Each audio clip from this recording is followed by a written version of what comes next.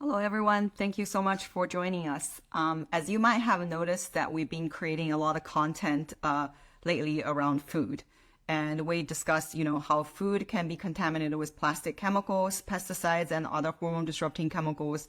We also talked about how some food, that's healthy food that you eat, especially this healthy food you can eat, especially trying to conceive. And today we're going to talk about the benefit of restricting your food intake through intermittent fasting. And it's a really, really fascinating topic. So we're really excited. We're really glad to be joined today by Dr. Mindy Pelz. And Dr. Mindy is a best-selling author, podcast host, and an intermittent fasting expert. So Dr. Mindy will give us a bit of intro to intermittent fasting. So,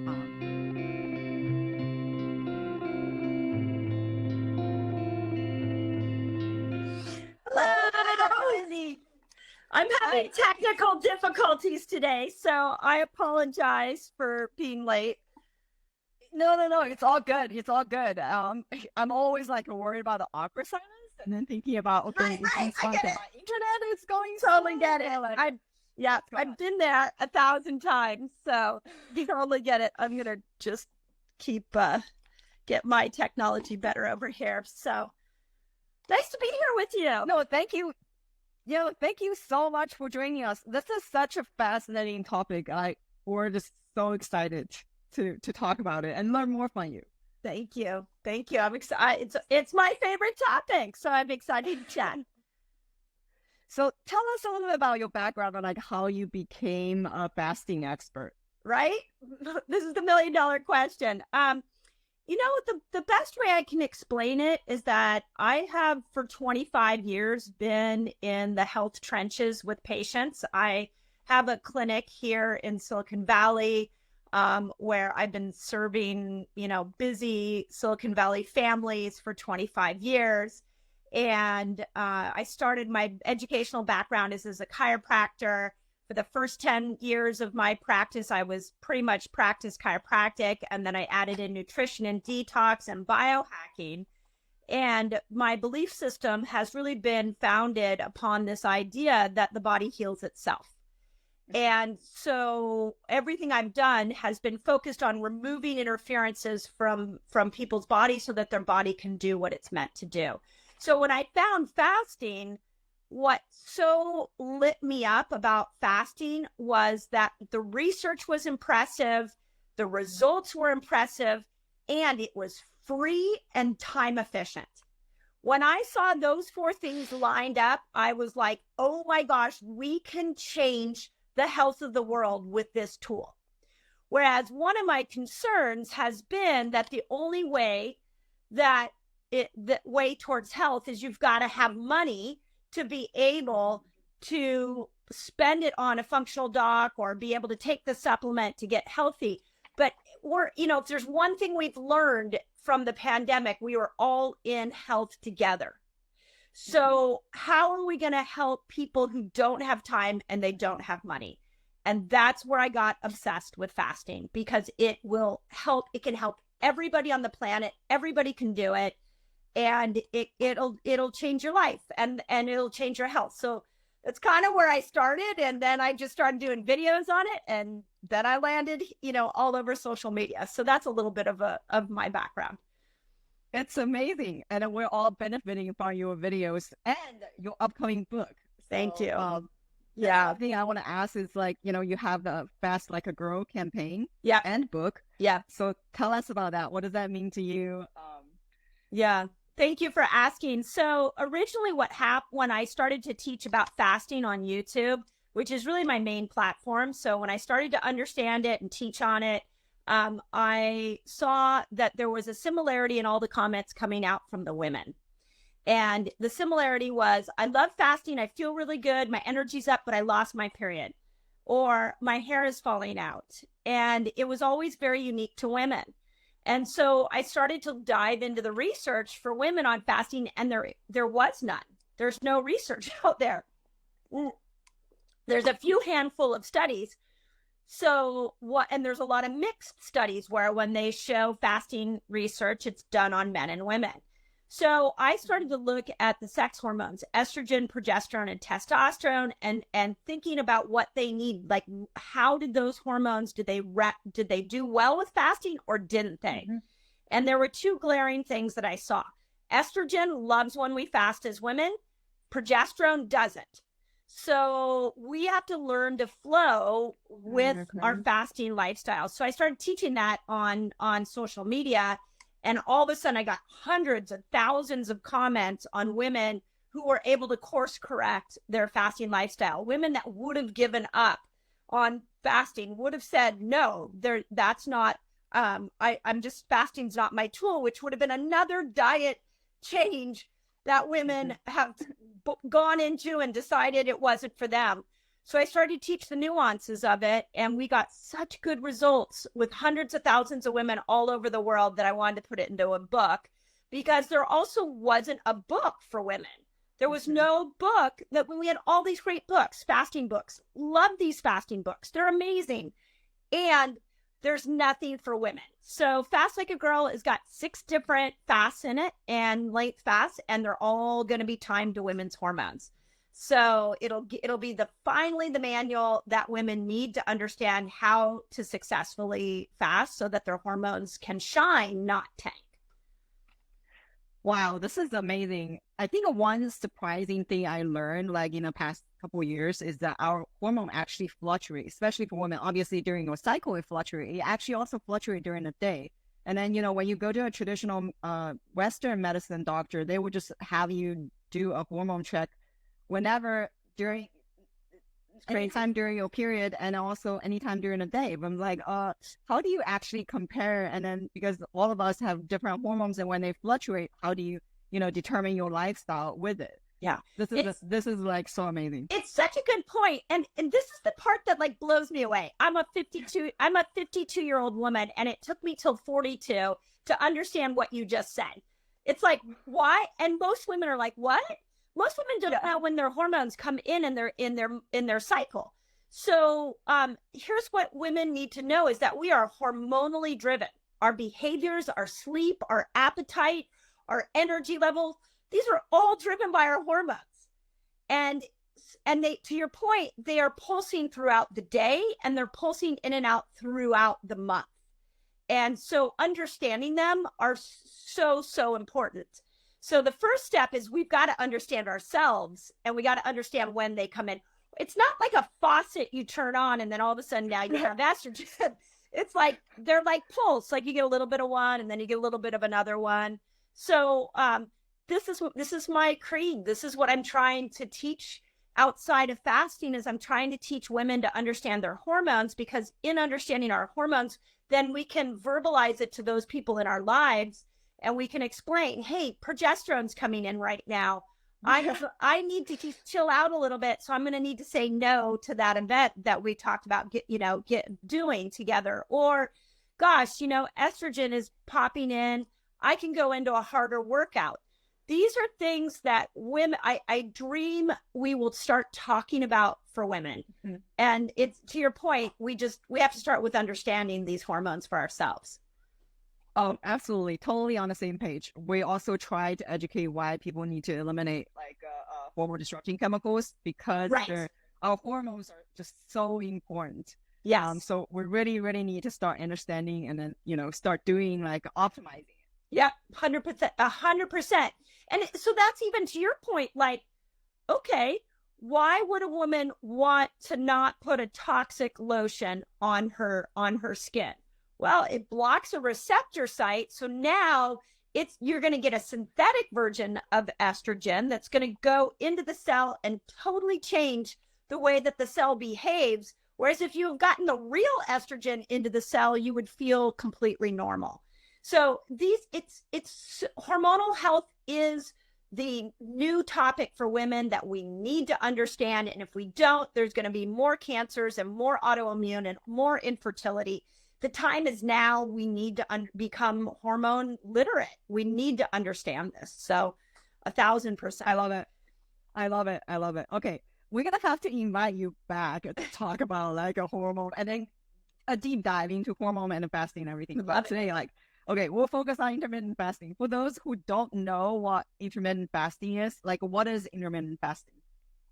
Yeah, so intermittent fasting, think of it this way. In a 24-hour period, we should have a window in which we eat, a time period in which we eat, and a time period in which we don't eat.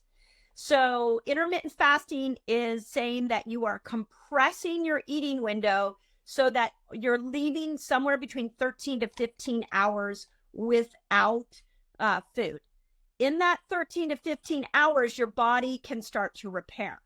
The old theory was eat 6 meals a day, eat every couple of hours because it speeds up your metabolism. So I want you to know I've spent hundreds of thousands of hours studying this. I cannot find one study that shows the more often you eat, the faster your metabolism is. I do not believe that happens.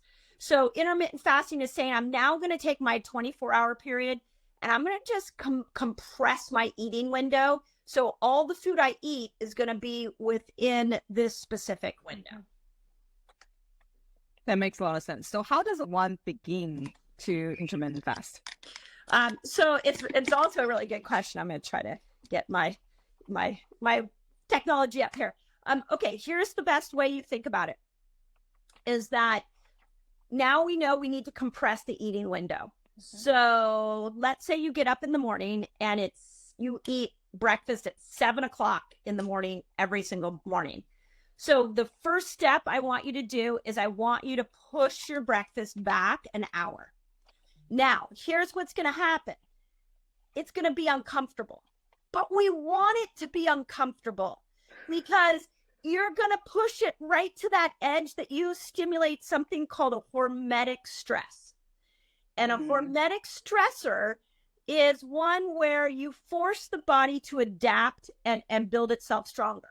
Let's use the pandemic as an example. When we first went to flatten the curve wherever you live, you know, I'm in Northern California. That was the whole thing. We're going to shut down for 6 weeks and we're going to flatten the curve. Okay, that was a little uncomfortable, but then it was like, oh, okay, I did a bunch of puzzles. I listened to a bunch of podcasts. I was like, okay, let me have fun with this and see what I can do. Okay, after 6 weeks, it wasn't fun. It was like, what's going on? And it became so stressful that it started to mentally and physically tank people. So when we go to push and compress our eating window and we go to elongate our fasting window, you're going to first go to an uncomfortable spot. So if pushing your breakfast back to 7 or to 8 is uncomfortable, sit in that discomfort for maybe a half hour, maybe an hour, and then eat. And if every day you start pushing your breakfast back a little more and a little more, you will find that within about a week or two, you're intermittent fasting successfully. It really is that simple. You just have to remind yourself when you get a little discomfort that the body's adapting. So hang in that discomfort for a little bit and then each day push that breakfast back more and more and more. That's really the key. And then outside of that, there's 3 food changes I think everybody should make as they start to build a fasting lifestyle. The first is you need to make sure you're eating good oils, not bad oils. The second is we've got to move from processed carbs to nature's carbs. So ditch the bread, pick up a piece of fruit.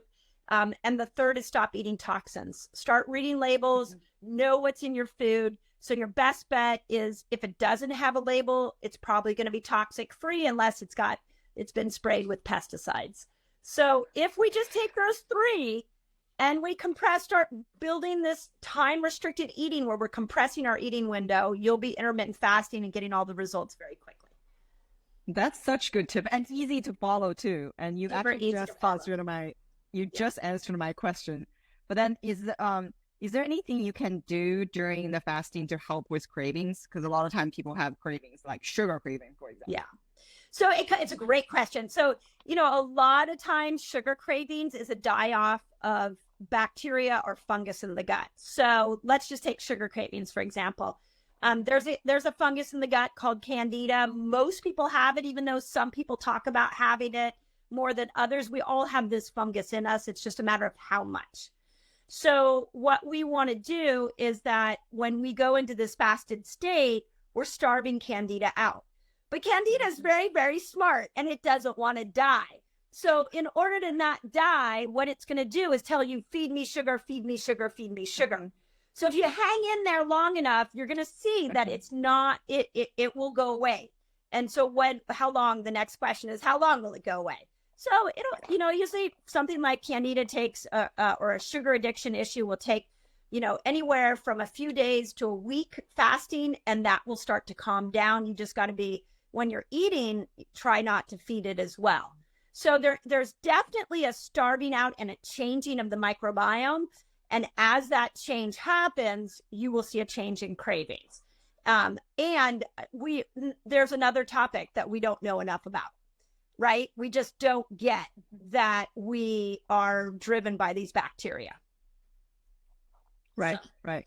Bacteria is one thing. One thing, like we previously talked about on other live, is like our taste buds actually changes every 3 weeks.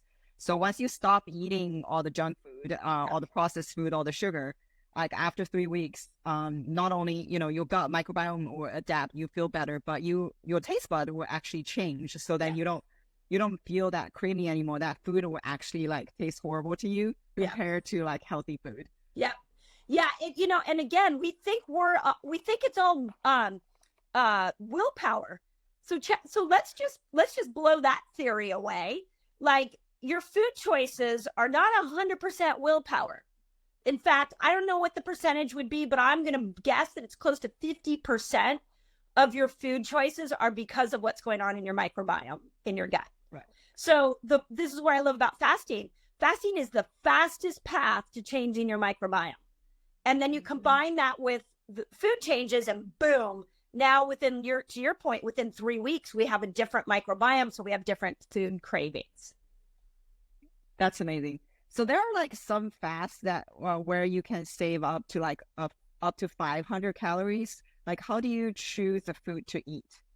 Yeah, are you talking about like fast mimicking diet? Exactly. Yeah. So the fast mimicking diet was made by Walter Longo. He's one of the top leading fasting researchers, and his studies are amazing. The reason he chose the 500 calories and he kept protein under 20 grams is that he wanted to make sure that he was able to keep people in a semi-fasted state in order to create stem cells. So then he came up with his own food protocol. It's called Prolon, and it's a great resource. I would tell you that what we've seen in our community is it's a lot easier to just go without food and to train. Like, I just recently had so much fun training a couple of novice groups, taking them through a 3-day water fast. And what excited me about this is that these were like people that were like, okay, I'll do anything you say. Let's try it. And so the second group that I just recently worked with, everybody was blown away at how good their body felt, how clear their mind was, how after a day their appetite went away, and they had a whole new relationship with fasting and their body. So when we go to choose a fast, I'm not partial fasting. 500 calories is not high on my list. I feel like just go without food and look at it from a time restricted period. And the 6 different fasts that I map out in Fast Like a Girl go from 13 hours all the way up to 72 hours. So, and within that, there's different switches of healing that will get turned on during that time period. So that I find to be more efficient for people than counting calories. And bottom line, we've been counting calories too long in this world, and we're getting more and more obese. So it doesn't work. Let's just take calories and throw it out.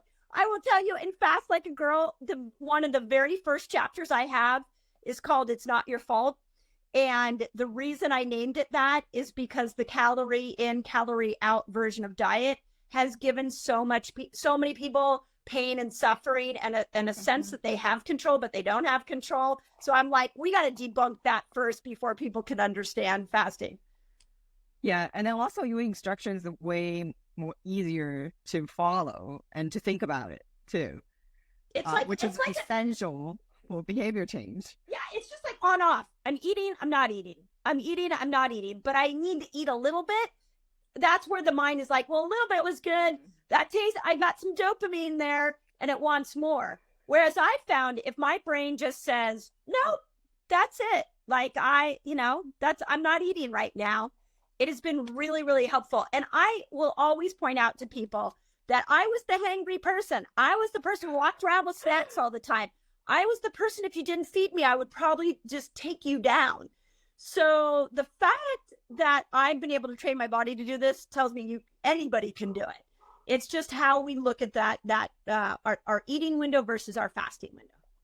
Makes sense. So how often should a person fast? So I believe that there should be some form of fasting every day. It really depends again on what you're trying to accomplish.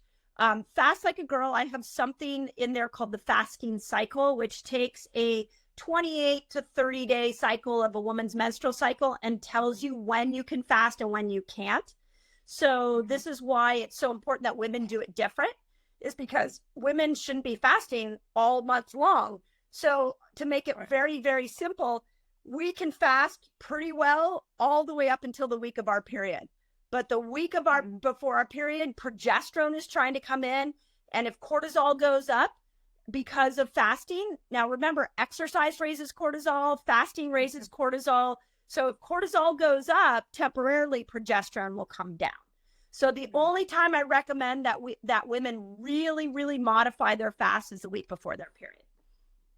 That makes a lot of sense. That's also right before you need to bleed. So you probably want to replenish all the good nutrients and stuff. Yes. Yeah. And so, oh my gosh, such a good point. You actually just gave me like another level to think of this.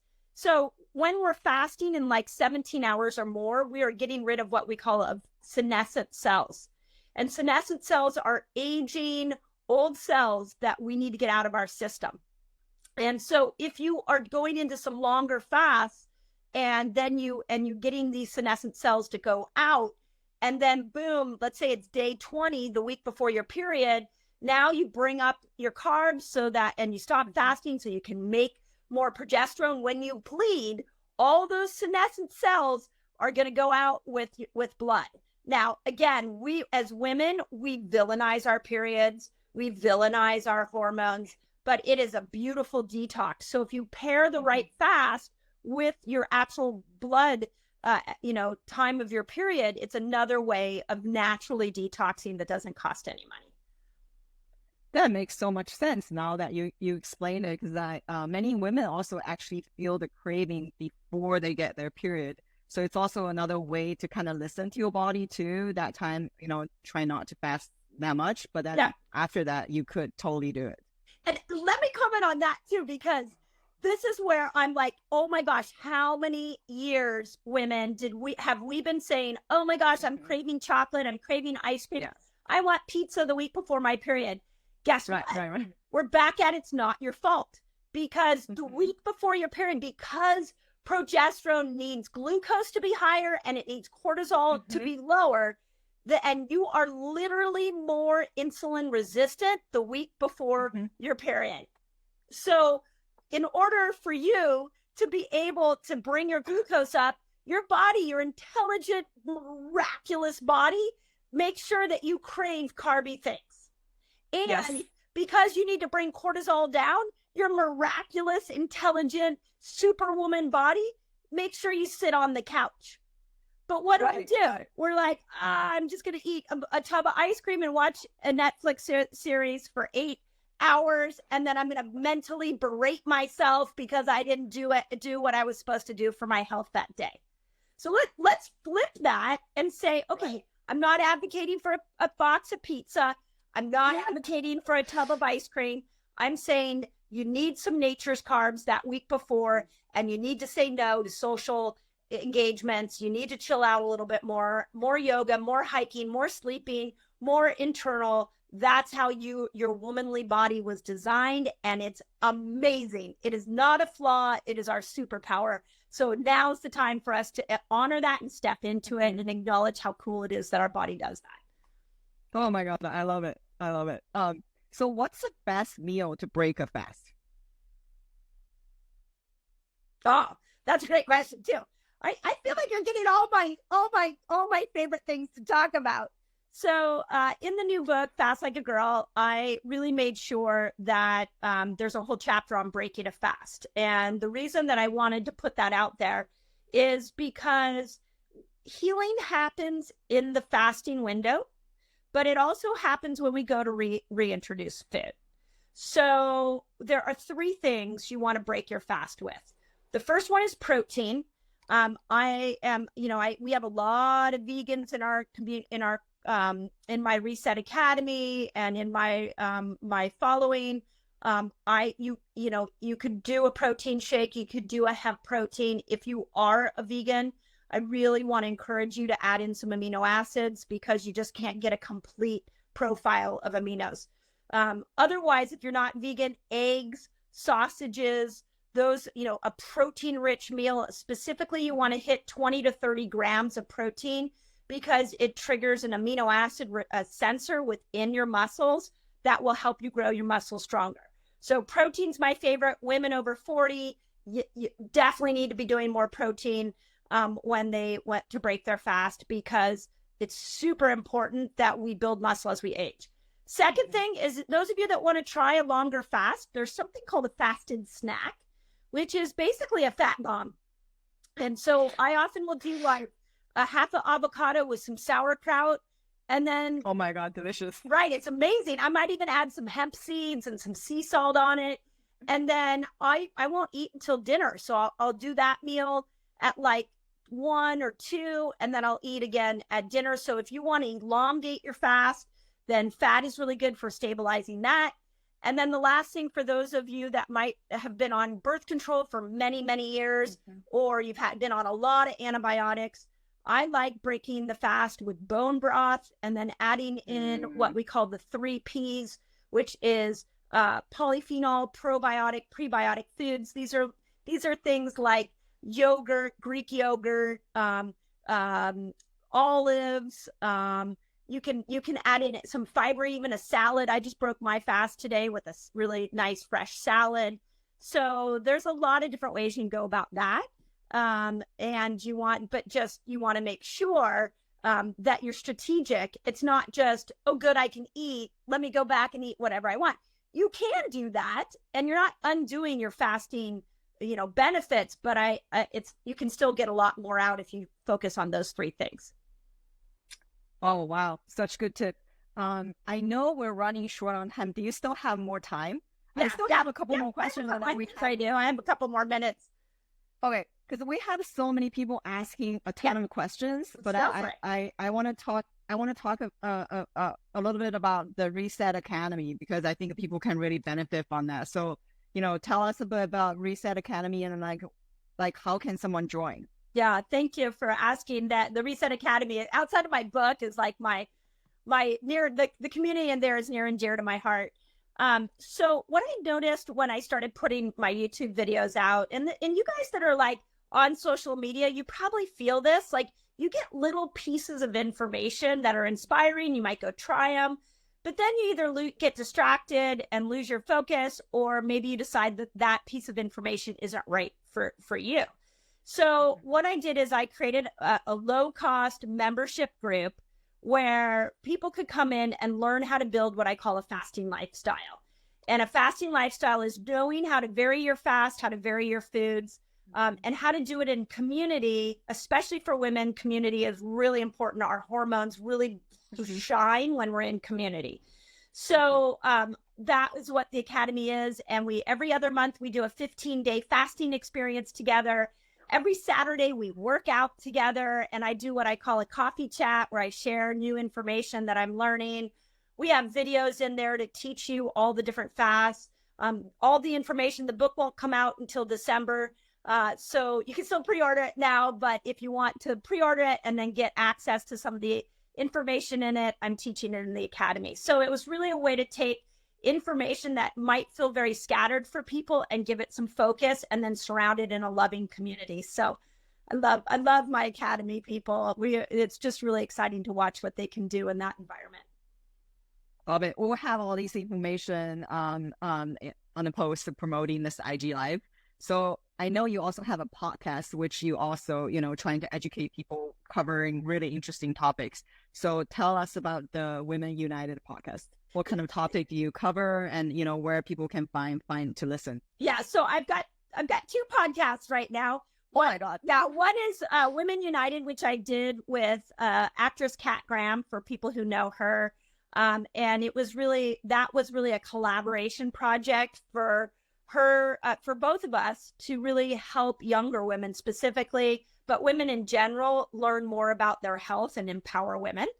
The second one that I have is called the Resetter Podcast. And this is really what I love about the Resetter Podcast is those of you that are in my community, or those of you that are, now joining and want to follow my community. One of the things that I do is I read your comments and I look at what the needs are and where you're getting stuck. So thank you to everybody who leaves comments on whatever platform you're watching me on. And then I look at experts that can help us enlighten and elevate that concept of whatever you're needing. So for example, like this week we put out one with Dr. Pelz, and she's an incredible medical doctor who's also on YouTube doing great things. And we talked about the power of understanding hemoglobin A1C. So hemoglobin A1C, we don't talk about this enough, but that's a predictor of longevity. Mm-hmm. So go listen to that interview. It will blow your mind. So I'm trying with the Resetter Podcast to bring really new topics to my people, so that you can understand your health and just how miraculous your body is at a deeper level. Oh my God, this is so cool. Okay. And you just mentioned the Fast Like a Girl is coming out in December. Yeah. Right? Yes. Okay, so everyone be sure to watch out for that. And then we want to list that book on our website so people can get that information. Yeah. Thank you. All right, now we have like so many questions. I'm gonna scroll to the top and then go through some of the questions. That's great. Yeah, thank you everyone for asking. Oh my God, so many people, and I'm trying to find the questions. Yeah, I know it's hard. It's okay. And I know that some of my team is listening. Sequoia or Jess, if you're listening, can you tell me what time? I think I have a 3 o'clock. Just tell me what time I need to be off, because I didn't look before I got on. All right. Okay. Oh my God, so many questions. All right. Okay. I'm still scrolling because we have such an awesome audience today. Awesome. All right. Almost there. No worries. I know what it's like to be on the other side of this. All right. Almost. Sorry, everyone. Thank you for your patience. All right. Somebody asked about fasting for menopausal women. Yes. So fasting for menopausal women, here's the thing to know about menopause. Really, menopause starts at 40. So what happens at 40 is that the ovaries start to shut down. Okay. My husband said I have 10 minutes. Thank you. Okay. So you, after 40, your estrogen is going to go down. And as estrogen goes down, you become more insulin resistant. So fasting to me is a must for women over 40. Or otherwise we're going to start to see weight gain. We're going to start to see some major problems. So I have a whole book. It's called The Menopause Reset. It's on Amazon right now. And basically what it is that it's 5 lifestyle changes that need to happen after 40. If you're 60 or 70, you can still make these lifestyle changes. But for sure, women that are over 40 or approaching 40, please, please, please know that things have to change as your ovaries stop making as many sex hormones. They hand over the responsibility to your adrenal glands. You become more insulin resistant. There's a lot there to know.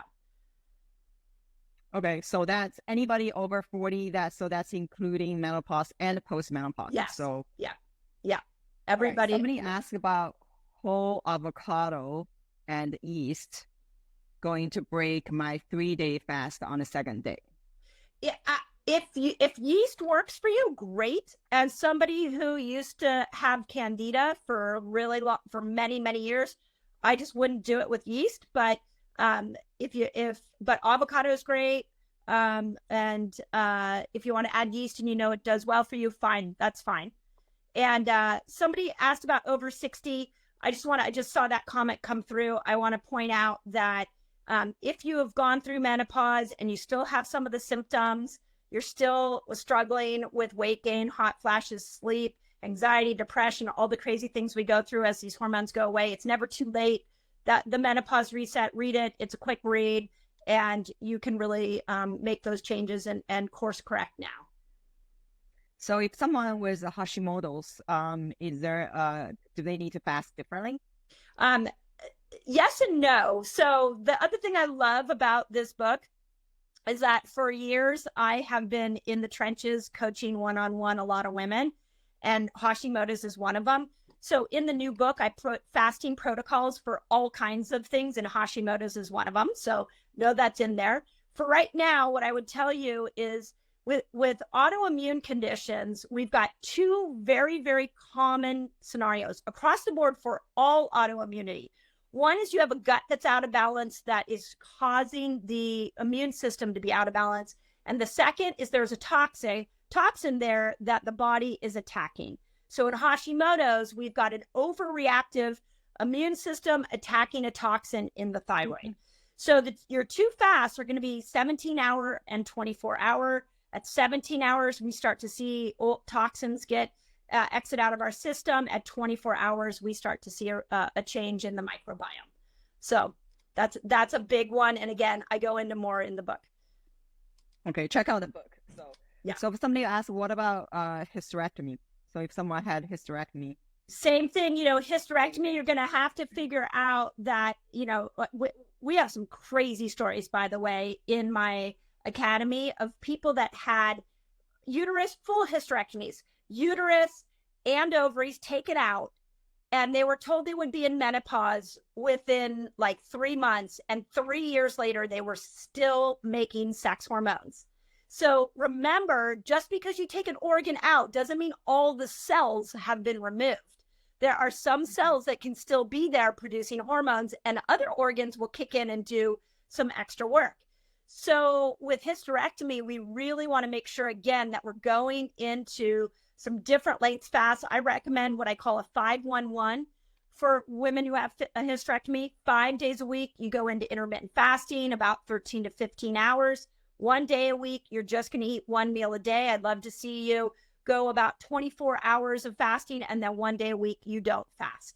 And that's really, now you're minding estrogen, testosterone, and progesterone. It's how you start to bring some of that those hormones back, even though you don't have the organs that were primarily designed to make those hormones. It blows my mind how the body does that.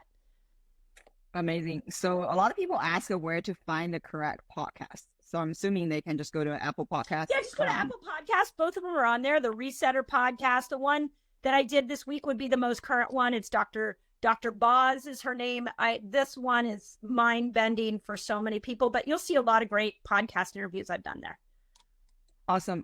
So everyone, I think I saw a lot of repeated questions. So you can rewatch this Instagram live. We will have everything saved, and make sure you check out the 2 podcasts. And then the book name is Fast Like a Girl. It's coming out in December.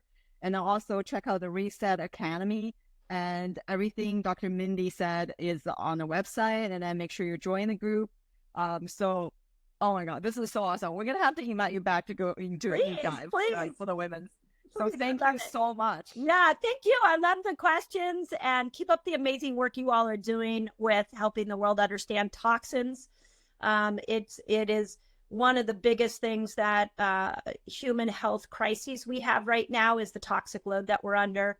And I see your work and my work really synergizing because as we educate people on stopping to put the toxins in, fasting is a great way to get rid of these cells that have been toxified. So we're pairing 2 amazing things together. So thank you for the work you're doing.